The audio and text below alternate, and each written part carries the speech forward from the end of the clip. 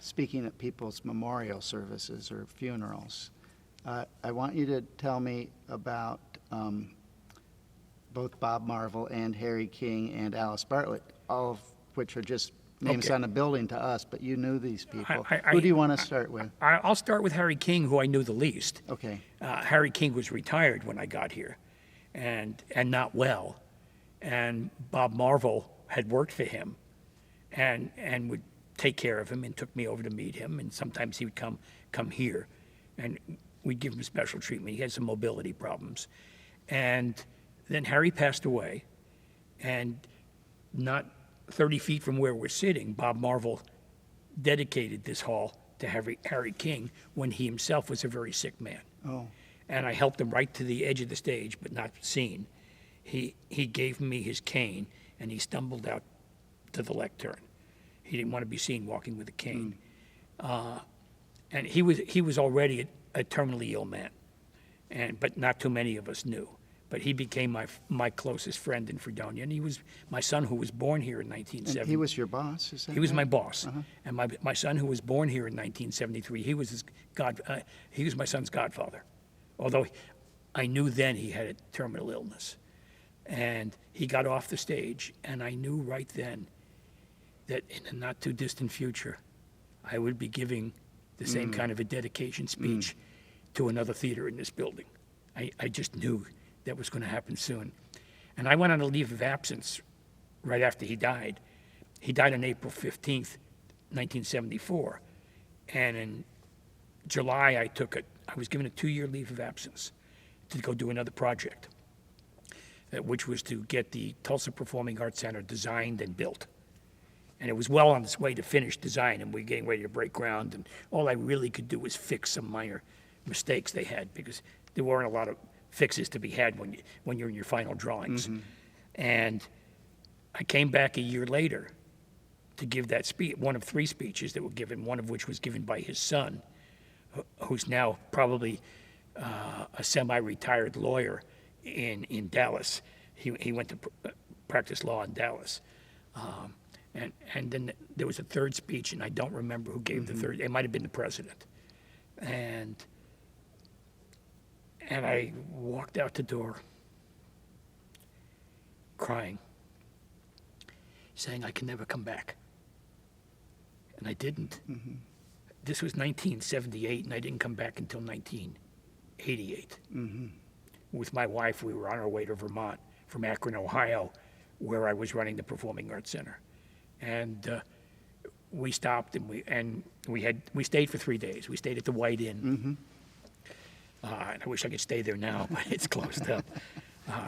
I wish I could buy it and run it, but I'm too old to start a new business.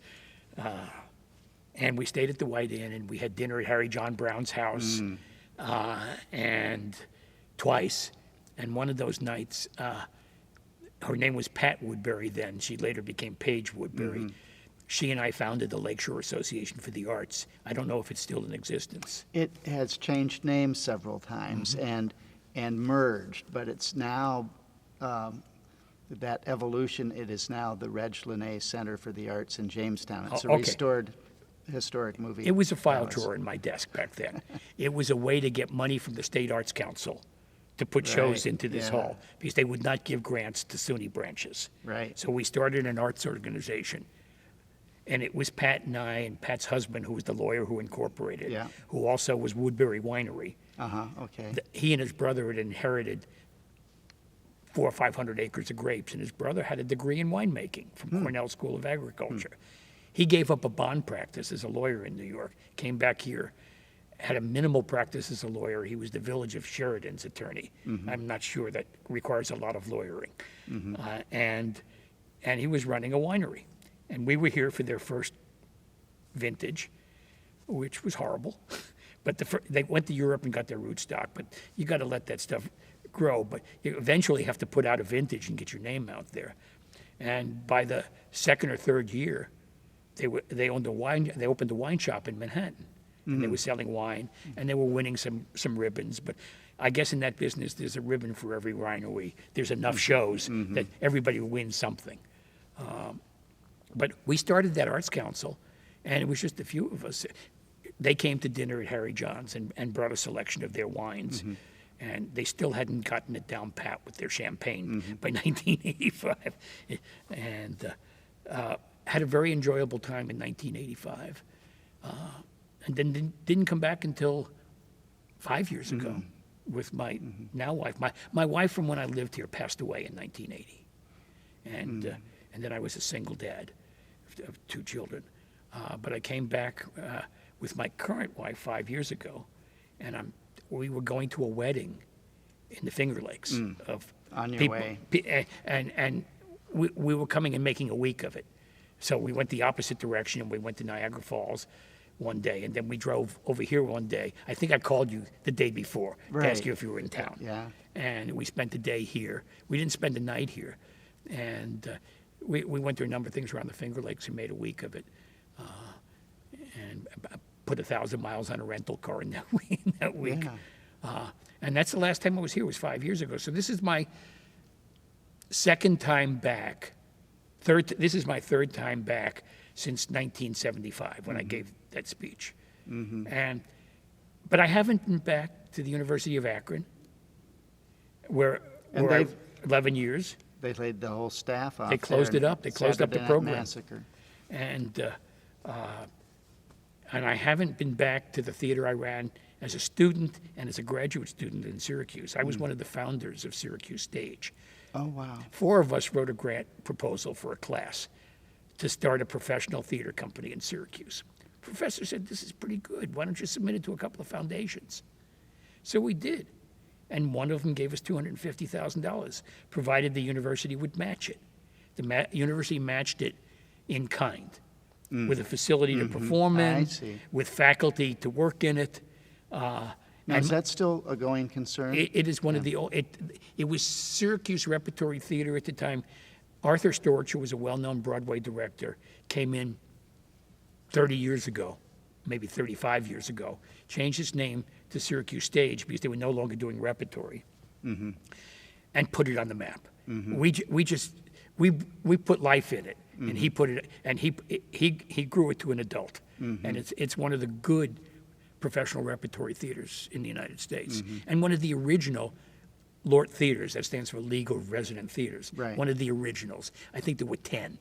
It was modeled after the McCarter Theater in Princeton, where John Lithgow ran it. Arthur Lithgow. Okay. John Lithgow, the actor's father. Okay. And we went there after we wrote this proposal and says, how do we start a theater? We've got money. How do we start a theater? And he said, the first thing you need to do is go talk to Actors Equity and get a contract. That's the first thing, because you're not a professional theater unless you're an equity theater. And so that's the first thing we did, and signed a contract with Actors Equity. And I don't know how we got to that. How did we get here? I don't. How did we get I don't here? know, but we have a graduate, Jennifer Cody, who performed last night, and she and her husband, Hunter Foster, are associated with another newer theater in Syracuse now. People who do something more cutting edge. I don't know. They were doing Rent, and Jen had Yeah, just that's directed Rent, and that's why she couldn't get here till the rehearsal. Our the afternoon opening rehearsal season yesterday. was Man and Superman, Thurber Carnival, starring Frank Langella.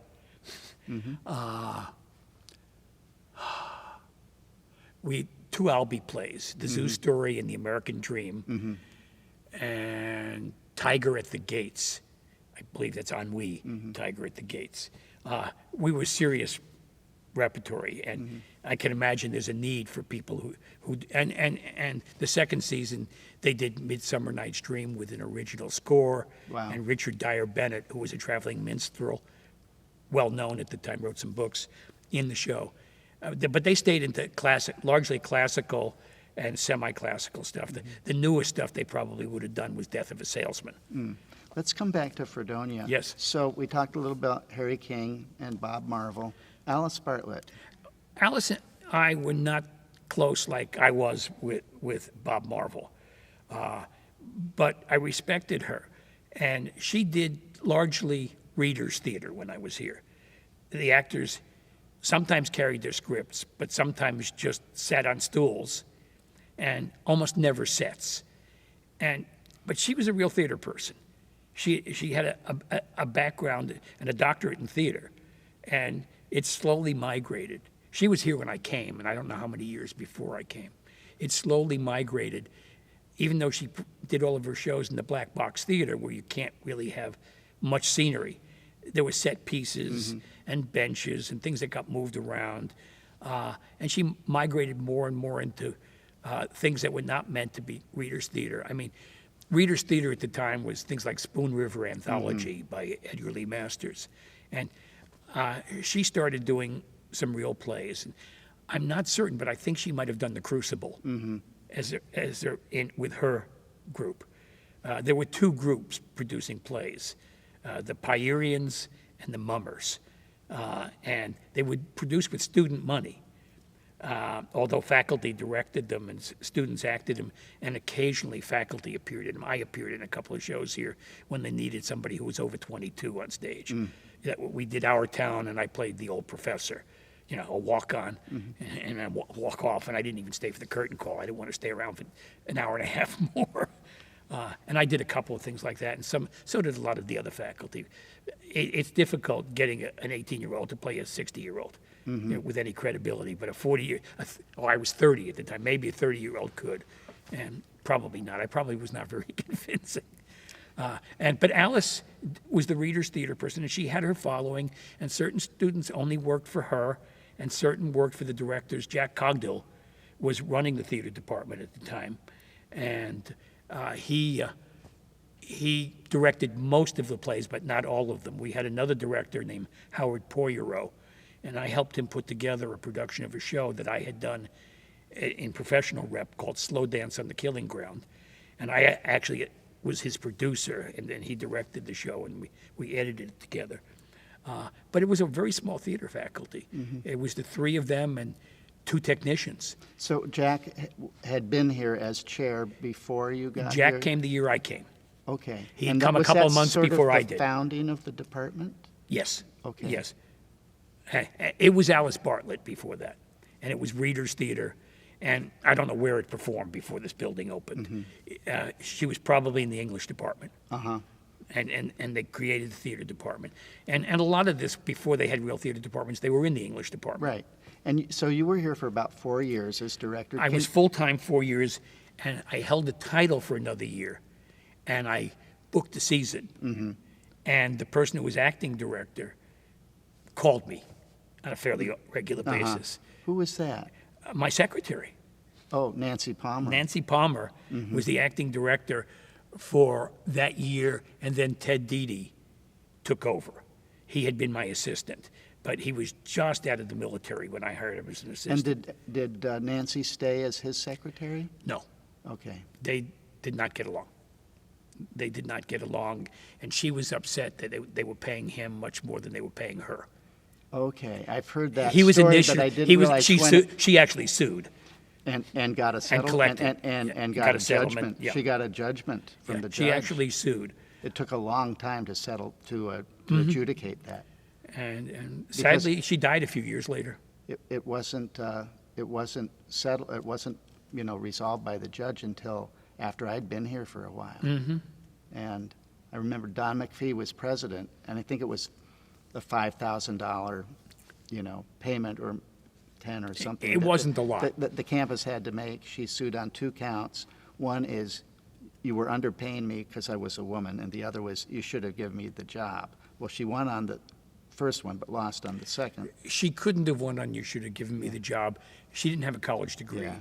And colleges can't hire professionals unless they were distinguished in the profession without degrees. Yeah. She couldn't have won on the second one.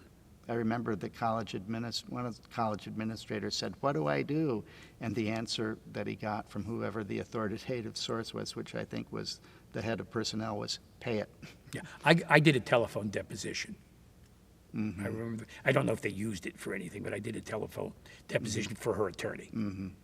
So can you tell me anything about the development of the theater program and department during the time you were here? How did it change and grow? Well, it grew. It grew. First, there was one director, and Jack Cogdill directed everything, and Leanne Cogdill, his wife, directed the Children's Theater. shows, and I'm not sure she was even on the faculty at that time. She just might have been paid separately. And there was one technician hired. Ted Janello was his name. And then Jack brought a second technician who had been a student at Texas Christian University. His name was Jim Coppich. Then he brought in another director, and that was Howard Poyero, who passed away a few years ago. Brilliant director. Did different kind of stuff than Jack. He did the cutting edge stuff. And, he was out there somewhere past the moon and thought that way. And his wife was an actress who did a little bit of acting. Then there was another guy brought in named Joe Gustafson or Gustafaro. Gustafaro. It was Italian. Gustafaro, and his wife Leilani, and she was an actress, and she did some work here. And I don't know who did the costumes. Somehow the costumes got done, but I don't know if it was a faculty position or somebody else designed them in another city and then they were made here. I just don't know how the costumes were made. It was not something in my domain. And then we started a summer theater company. Oh, the Fredonia Summer Theater. And I was the producer, and Jack was the artistic director. And Leanne would direct one show. I think I only directed one show in 2 or 3 years. And where would you do these? In the Marvel Theater. And they were light things and small musicals. And I can't remember what any of the shows were. I still have the season brochure somewhere in the stuff that's gathering next dust. Next time you find I'll dig them for out. our archives. I'll dig them out. There was a Fredonia Summer Theater, and I couldn't get the newspaper to review us because they didn't have a theater reviewer. So they said, submit a review.